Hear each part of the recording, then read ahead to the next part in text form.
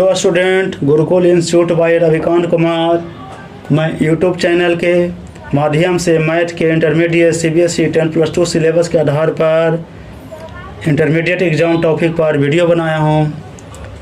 If the direction cosine of two straight lines are L1 M1 N1 and L2 M2 N2 then the cosine of the angle theta between them और cos theta is equal to, we know that, इसका हम बात जानते हैं कि cos theta बराबर होता है L1 L2 plus M1 M2 plus N1 N2। अब इसका जो वैल्यू हम cos थीटा को जो लेंगे तो ये वैल्यू आ गया, हमेशा cos थीटा बराबर आ गया, ये वैल्यू आ गया, आंसर इस सी आ गया। The direction ratio of the normal to plane 7x plus 4y minus 2z plus 5 बराबर 0 आ गया। इसका डायरेक्शन कोसाइन करता है, हमेशा इसका जो वैल्यू लेंगे तो देखिए ये 7 4 माइनस 2 है, हमेशा वैल्यू जाएगा, यही आंसर जाएगा, इसका बी जाएगा इसका डायरेक्शन कोसाइन का। In the line x minus x1 बटा एल बराबर y माइनस y1 बटा एम बराबर z माइनस z1 बटा N is parallel to the plane ax plus B Y plus C Z plus D बराबर 0 then L plus B M plus C N बराबर 0 आ गया इसका answer is B गया।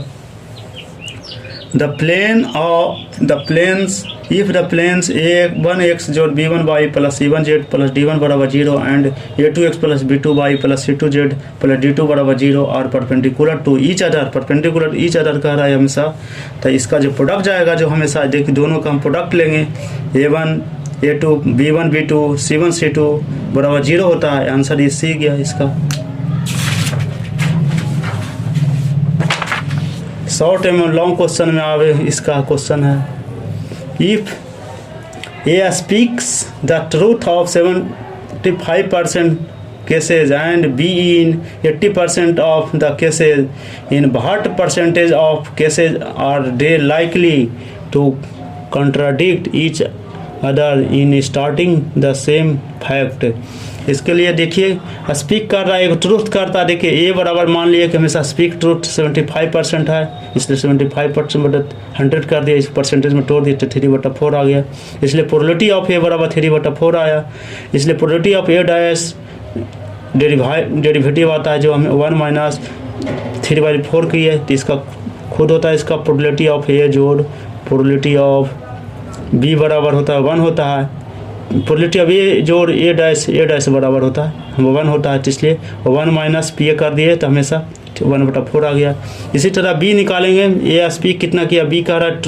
True speak 80% निकालने के लिए, तो बी का भी निकाल दिए, इसलिए प्रोबेबिलिटी ऑफ बी बराबर 80/100 आ गया, चलिए 4/5 आ गया। ये भी इसको कर दिए, P V plus P V dash बराबर 1 आ गया, इसलिए पी वी डैश बराबर 1 माइनस पी वी आ गया, 1 माइनस 4/5 1/5 आ गया। The different probability on the one probability of A dash A intersection B dot plus probability of A dot into B आ गया। Matter पर हमसे निकालना, इसका सेम कंट्राडिक्ट कर रहा है, देखिए दे है जो likely contradict each other starting the same fact में, देखिए इसे किए, इसलिए प्रोबेबिलिटी ऑफ ए जोड़ गुने probability of B dash plus probability of B गुने प्रोबेबिलिटी ऑफ ए डैश, इसलिए वैल्यू जो निकालें इस पर रख देंगे 3/4 गुने 1/5 प्लस 4/5 गुने 1/4 आ गया, 4 कैंसिल हो गया, अब जो आएगा 3/20 आ गया प्लस 4/20 आ गया, इसलिए 7/20 आ गया, आंसर हो गया। बहुत शॉर्ट ढंग से प्रोबेबिलिटी का कैसे निकाला जाता है इसको मैंने किया, जैसे से कह रहा है उसे अनुसार मैंने सेट किया हूँ, और बहुत ईजी इसी ढंग से दूसरा प्रॉब्लम में मिले, इसी ढंग से आप बनाइए, आप लोग भी करिए, सारा प्रॉब्लम बन जाएगा, नहीं तो ये कंट्राडिक्ट हो जाता है बनाने का। तो हमेशा ये ध्यान को देना, दोनों होगा एक के साथ बी डैश दूसरे के साथ ए डैश, प्रत्येक एक ही में नहीं करना, अलग अलग करना है। देखिए जैसा कह दिया उसको अनुसार लाइकली कंट्राडिक्ट करता है सिमिलर में, देखिए इस पर वैल्यू निकालना बनाने का, ये बनाने का नहीं कुछ है, ये इसको पकड़ना है, दो एक सेक्टर हो गया, एक सेक्टर ये इसको मेन है प्रोबेबिलिटी ऑफ 1 पर करेंगे तो किया जाएगा सेक्टर में सेट कैसे होगा, ये चीज़ को हम हमेशा ध्यान देना। Evaluate integration sec square log x dx बटा x आ गया,